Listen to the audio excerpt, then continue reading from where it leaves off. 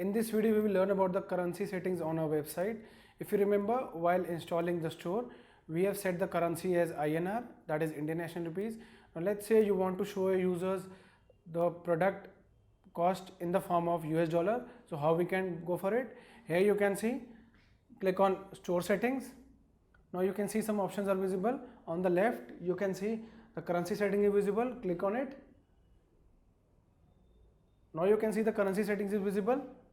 Here the default one was INR, which we have set before. Now here are the enabled currencies. Now you can check the enabled currencies. Right now only INR is enabled.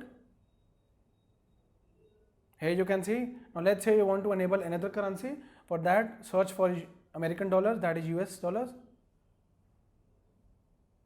Here you can see we have reached the USD. Now we will click on save configuration. So now you can see the configuration options have been saved. So in this video we saw how we can work upon the currency settings.